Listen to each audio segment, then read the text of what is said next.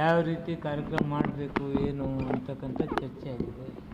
ಪಕ್ಷದ ವಿಷಯದಲ್ಲಿ ಸಂಘಟನೆಗೆ ಒತ್ತು ಕೊಡ್ತಕ್ಕಂಥದ್ದು ಹೇಳಿದೆ. ಸರ್, ಶಾಸಕರು ಸಾಕಷ್ಟು ಅಸಮಾಧಾನ ಪಡಿಸಿದ್ದಾರೆ ನಿನ್ನೆ. ಇಲ್ಲಲ್ಲ, ಸರ್, ಈಗ ಈ ದಲಿತರ ಮೀಟಿಂಗ್ ವಿಚಾರ ಏನಾಯ್ತು? ಪರಮೇಶ್ವರ ಮನೆಯಲ್ಲಿ ರದ್ದಾಗಿರ್ತಕ್ಕಂಥದ್ದು ಆ ಮೀಟಿಂಗ್ ಆಗತ್ತಾ ಇಲ್ಲ? ರದ್ದಿಲ್ಲ, ಆಗಿತ್ತು, ಮುಂದೂಡಿದ್ದೀವಿ. ಯಾವ ಕಾರಣಕ್ಕೆ ಸರ್ ಮೀಟಿಂಗ್ ಆಗ್ತಿರೋದು ಹಾಂ, ಈಗ ಮೀಟಿಂಗ್ ಆಗ್ತಿರೋದು? ದಲಿತರ ಆಗುವಗಳ ಬಗ್ಗೆ ಎಲ್ಲ ಶಾಸಕರನ್ನ ಕ್ಯಾಬಿನೆಟ್ದಲ್ಲಿ ಕೆಲವು ಮಂತ್ರಿಗಳಿರ್ತೀವಿ, ಅವ್ರು ಬರೋದಿಲ್ಲ. ಅವ್ರದ್ದು ಏನು ಕಷ್ಟ ನಷ್ಟಗಳನ್ನ ಹೇಳ್ತಾರೆ, ದಲಿತರ ಸಮಸ್ಯೆಗಳ ಬಗ್ಗೆ ಚರ್ಚೆ ಮಾಡೋಣ ಅಂತ ಹೇಳಿದ್ದಾರೆ. ಅವ್ರ ಕಷ್ಟ ನಷ್ಟಗಳು ನಾವು ಆಲಿಸ್ಬೇಕಲ್ಲ. ಈಗ ಸಿದ್ದರಾಮಯ್ಯನವರು ಬದಲಾವಣೆ ಆಗ್ತಾರ, ಅವರು ನಿನ್ನ ಕೂಡ ತ್ಯಾಗದ ಮಾತು ಮಾತಾಡಿದ್ರು ಸರ್. ರಾಹುಲ್ ಗಾಂಧಿ ಅಂತವ್ರು ತ್ಯಾಗ ಮಾಡಿದ್ದಾರೆ, ಸೋನಿಯಾ ಗಾಂಧಿ ಅಂತವರು ಕೂಡ ತ್ಯಾಗ ಮಾಡಿದ್ದಾರೆ. ಕೆಲವೊಮ್ಮೆ ನಾವು ತ್ಯಾಗ ಮಾಡ್ಬೇಕಾಗತ್ತ. ಹೆಂಗೆ ವಾಪ ಮಾಡ್ತೀರಪ್ಪ, ನಿಮ್ಗೆ ಹೆಂಗೆ ತರಕಾರಿ ಅಂತ ಹುಟ್ಟಿಸ್ತೀರಿ? ಅಲ್ಲ, ಅವರೇ ಮಾತಾಡಿದ್ದಾರೆ ಸರ್. ಏನಂತ ಸೋನಿಯಾ ಗಾಂಧಿ ಅವರು ತ್ಯಾಗ ಮಾಡಿದ್ದಾರೆ, ತ್ಯಾಗ ಮಾಡಿದ್ರೆ ನಮ್ಮ ಪಕ್ಷ ತ್ಯಾಗ ಮಾಡಿದ್ದು ಹೇಳ್ಬೋದಾ? ಅಲ್ಲ, ಈಗ ಯಾಕೆ ಈಗ ಯಾಕೆ ಸರ್ ಆ ಮಾತು? ಭಾಳ ಸಲ ಮಾತಾಡಿದ್ವಿ. ನಾನು ಪದೇ ಪದೇ ಎಲ್ಲ ಫಂಕ್ಷನ್ದಾಗ ನಾನು ಹೇಳ್ತೀನಿ, ಅವರು ನಿನ್ನ ಹೇಳಿದ್ದಾರೆ. ಏನು ನಥಿಂಗ್ ರಾವ್.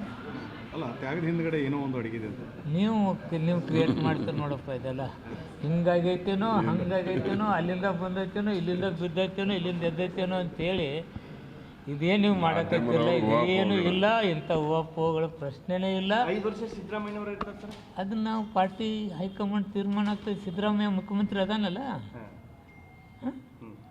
ಈಗ ತೆಗಿತಾರತ್ತೆ ಯಾರು ಹೇಳಿದ್ರು ನಿಮಗೆ? ಕೆಲವರು ಡಿ ಕೆ ಶಿವಕುಮಾರ್ ಈಗ ಸಿಎಂ ಆಗ್ತಾರೆ ಅಂತ ಹೇಳ್ತಾರೆ. ಈಗ ಅವ್ರ ಅಭಿಪ್ರಾಯ ಏನು ಬೇರೆ ಹೇಳೋದ? ಸಿದ್ದರಾಮಯ್ಯ ಮುಖ್ಯಮಂತ್ರಿಗಳಿದ್ದಾರೆ, ಅವ್ರು ತೆಗಿತಾರತ್ತೆ ನಿಮ್ಗೆ ಯಾರು ಹೇಳಿದ್ರೆ ಹೇಳಪ್ಪ. ಸರ್, ನಮಗೆ ಹೇಳಿಲ್ಲ ಅಧಿಕಾರ ಹಸ್ತಾಂತರ, ಅಧಿಕಾರ ಹಂಚಿಕೆ ಆಗಬೇಕು ಅನ್ನೋ ವಿಚಾರ ಮೊದಲೇ ಆಗಿದೆ ನಿಮ್ಮಲ್ಲಿ. ನನಗೆ ಗೊತ್ತಿಲ್ಲಪ್ಪ, ನಿಮ್ಗೇನಾರ ಗೊತ್ತಿದ್ರೆ ಹೇಳಿ ನನಗೆ. ಈಗ ಸಚಿವರ ಮೌಲ್ಯಮಾಪನವೂ ಕೂಡ ನಡೆದಿದೆ ಅಂತ. ಮೌಲ್ಯಮಾಪನ ಅಲ್ರಿ, ಏನೇನು ಮಾಡಿದ್ದೀರಿ ಇಲ್ಲಿ ತನಕ, ನಿಮ್ಮ ಡಿಪಾರ್ಟ್ಮೆಂಟಲ್ಲಿ ಏನು ತಂದಿದ್ದೀರಿ, ಜಿಲ್ಲೆಯಲ್ಲಿ ಏನು ಕೆಲಸ ಮಾಡಿದ್ದೀರಿ ಅಂತೇಳಿ ಕೇಳಿರ್ತಾರೆ. ಮೌಲ್ಯಮಾಪನ ಅದ ಸರ್. ಕ್ಯಾಬಿನೆಟ್ ಎಕ್ಸ್ಪೆನ್ಷನ್ ಆಗೋ ಬಗ್ಗೆ ಚರ್ಚೆ ಆಯ್ತಾ? ಅಬ್ಬಬ್ಬ, ನಾನೇ ಮಾಡೋ ಇದ್ದಂತ ಹೇಳ್ಬಿಡ್ತಿದ್ದೆ, ನಾಳೆ ಮಾಡ್ತೀನಿ ನಾಡ್ದು ಮಾಡ್ತೀನಿ. ಅದು ಮುಖ್ಯಮಂತ್ರಿ ಹಾಗೂ ಹೈಕಮಾಂಡ್ಗೆ ಬಿಟ್ಟು ಕೊಟ್ಟಿದ್ದೆ.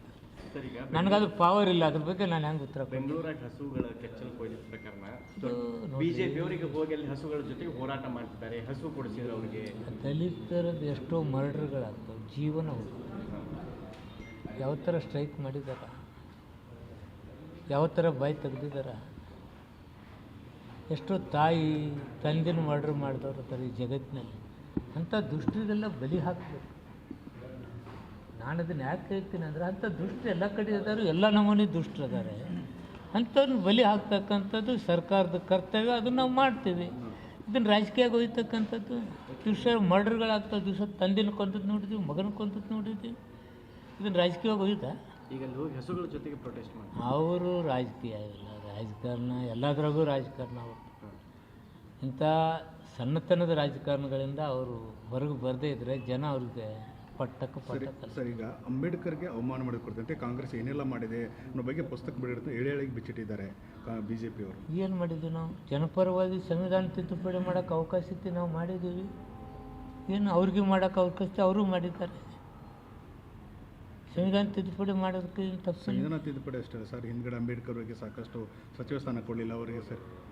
ಅವರೇ ಸಚಿವರು ಮಾಡಿದವ್ರು ಯಾರು? ಅದನ್ನು ಹೇಳಬೇಕಲ್ಲ.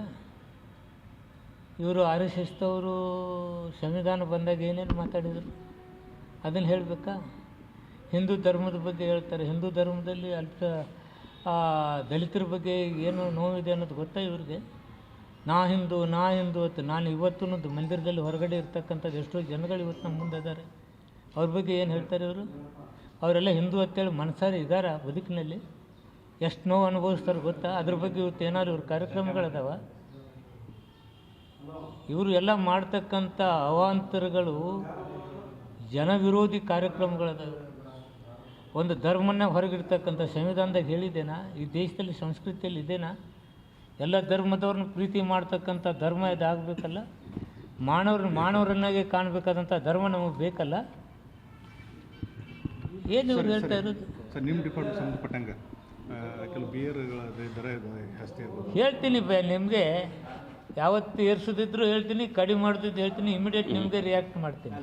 ಉತ್ತರ ಕರ್ನಾಟಕದವರೆಗೂ ಅವಕಾಶ ಸಿಗಬೇಕು. ನಿಮ್ಮ ಅಭಿಪ್ರಾಯಕ್ಕೆ ತುಂಬ ಥ್ಯಾಂಕ್ಸ್. CM ನಮ್ಮ ಉತ್ತರ ಕರ್ನಾಟಕದವ್ರು ಯಾಕೆ ಆಗಬಾರ್ದು? ನಿಮ್ಮ ಅಭಿಪ್ರಾಯಕ್ಕೆ ತುಂಬ ಥ್ಯಾಂಕ್ಸ್. ಆಗುತ್ತೆ, ಇದಕ್ಕೇನಿಲ್ಲ. ಆಗಬಾರ್ದು ಅಂತೇನಿಲ್ಲ. ಒಳ್ಳೆ ಅಭಿಪ್ರಾಯ ಹೇಳ್ತಿದ್ದೀರಿ. ಅವಕಾಶಗಳು ಇದೆಲ್ಲ ಸೇಲ್ ಫೀಲ್ ಆಗಬೇಕು, ಜನ ಆಚೆ ಕಳಿಸ್ಬೇಕು, ಇವೆಲ್ಲ ಇರ್ತವೆ. ದಲಿತ CM ಕೂಗು ಎಲ್ಲಿಗೆ? ಯಾರಾಗ್ಬಾರ್ದು? ನೀವು ಅಲ್ಲಿತ್ತೀಯಾ? ನೀನು ಮುಖ್ಯಮಂತ್ರಿ ಮಾಡಿದ್ರೆ ಒಲ್ಲಿತ್ತೀಯಾ? ನೀವು ಸರ್, ಹಾಂ, ನೀವು ನಾನು ಹೋಗ್ತೀನಿ. ನಾನು ಯಾಕೆ ಆಗ್ಬಾರ್ದು? ಅದು ಆ ಸಶಕ್ತ ಅದನ್ನೋ ಇಲ್ಲೋ, ಶಿಲ್ಪಿಲ್ ನಾನು ಆರಿಸಿ ಕಳಿಸ್ತಾರೋ ಇಲ್ಲೋ, ಹೈಕಮಾಂಡ್ ನಾನು ಒಪ್ತಾರೋ ಇಲ್ಲೋ, ಇವೆಲ್ಲವೂ ಇರ್ತವೆ. ನಾನು ಮಾಡ್ತೀನಂತ ಹೈಕಮಾಂಡ್ ಶಿಲ್ಪಿಗಾದರೆ ನಾನೇ ಆಗ್ತೀನಿ. ನಾನು ದಲಿತ ಇದ್ದೀನಿ, ನಾನೇ ಆಗ್ಬೋದು, ನಾನು ಆಗ್ತೀನಿ. ಈಗ ದಲಿತ CM ಆಗ್ಬೇಕಂತೀರಿ ಸರ್ ಕರ್ನಾಟಕ?